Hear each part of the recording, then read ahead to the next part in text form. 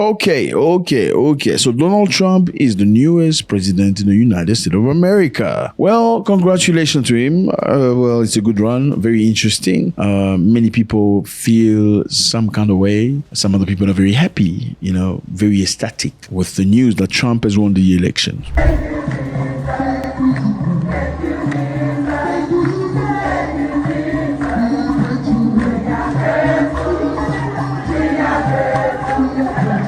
Now, I think it's very crucial that we have a look into this. It's very interesting. Many presidents have congratulated Trump. Like we said in the other video, we spoke about the Israeli prime minister who's very, very happy because Trump is going to support him. Trump has always supported Israel in everything they do. Many people are very happy, All right, so some people are not happy. The Ukrainian president is not happy. He won't say it openly, but he cannot be happy because Trump said it openly. He's going to stop the war. I want the war to stop. I want to save lives that are being people being killed by the millions. It's the millions. It's so much worse than the numbers that you're getting, which are fake numbers. And by stopping the war, he's ready to do concessions with Russia, meaning to give a chunk of Ukraine to Russia. Trump sits down. He says to the Russians, the Ukrainians, the Europeans, you guys need to figure out what does a peaceful settlement look like? And what it probably looks like is something like the current line of demarcation between Russia and Ukraine. That becomes like a demilitarized zone. It's heavily fortified so the Russians don't invade again. Ukraine remains its independent sovereignty. Russia gets the guarantee of neutrality from Ukraine. It doesn't join NATO. It doesn't join, some of these sort of allied institutions. And I think that's ultimately what this looks like. So the Ukrainian president cannot be happy about that. That's not possible. Even though he sent a tweet, he was trying to be nice, say congratulations. You already know it's going to be bad, but let's just try it, make it the lesser bad. Let's not make it bad. Maybe he's going to be kind enough to us and continue helping us, or find a way that kind of suit us as well. Now, as you would think, many African presidents have rushed into the opportunity to congratulate Mr. Trump. Congratulations, Mr. Trump. Nothing wrong with that, but we'll dive into this. There's the president of South Africa said congratulations to Trump. The Zimbabwean president said congratulations. The Zambian president, the Nigerian president, congratulations, Mr. Trump, being back. You back. Eritrea president, interesting. Eritrea doesn't get along with America, but they said congratulations. Somalian president, Guinea-Bissau, the DR Congo, yeah. The Burundian president, the Kenyan president, Djibouti said congratulations. Sierra Leone, Togo, Rwanda, who has a very, very strong relationship with the US and the UK, they all said congratulations to Donald Trump. Some countries have not said congratulations, okay?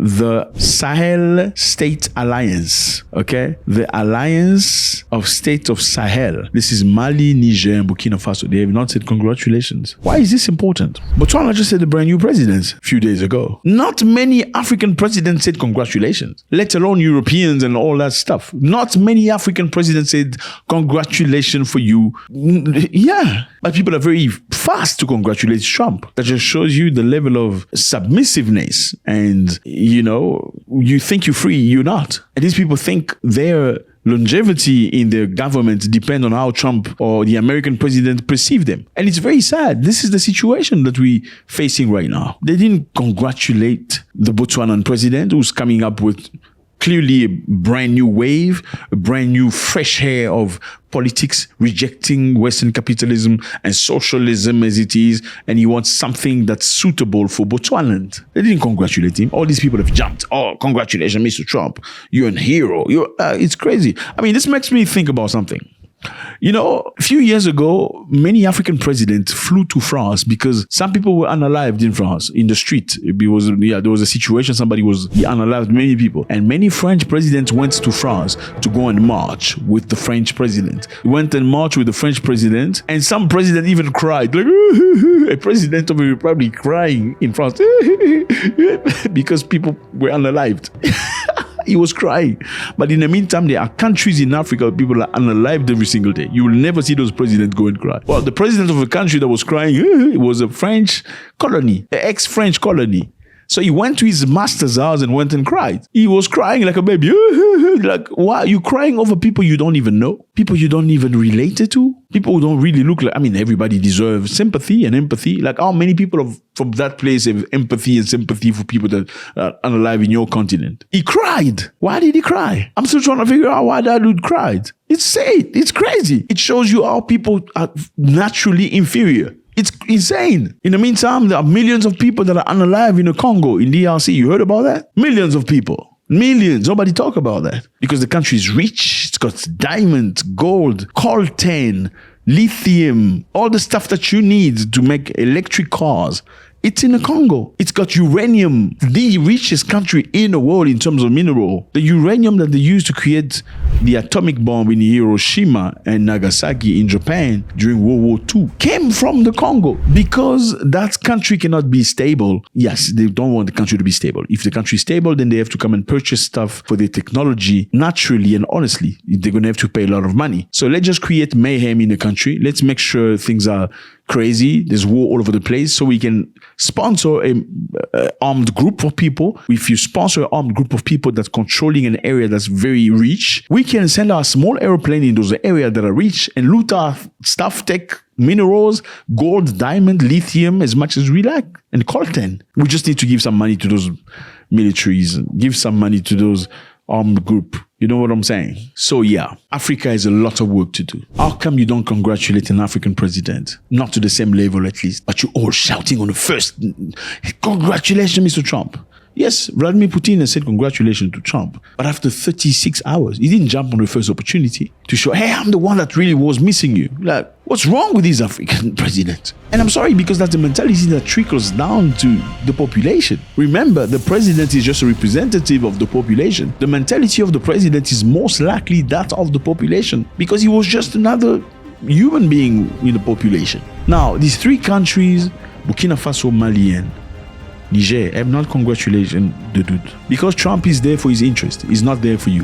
If you guys are thinking that Donald Trump has come and now things are going to be right, it's going to be the end of the war. Yeah, maybe the end of the war in Russia because of his interest, whatever that is. But is it the end of the war for the Palestinians? I don't think so. Is it the end of the wars in Congo and some other African places? I don't think so. I remind you, Donald Trump was the guy that said you must go back to your country, because it's a shithole country. I'm just reminding, I'm not creating anything. Am I inventing anything? Post reports that according to two people briefed in the meeting, the president asked, quote, why are we having all these people from shithole countries come here? Referring to African countries and Haiti. The president then went on to talk about how they needed to bring in more people from places like Norway. I remind you that Donald Trump, I think about 6 years ago, when South Africa came up with the law of expropriation of land without compensation, they literally were trying to take the land from the white farmers who have possessed the land by force. Their forefathers came to Africa and took land by force, and they inherited the land. Now they want to redistribute. They wanted to redistribute land to Africans because most of the land in South Africa belongs to whites. Blacks are majority, but most of the land is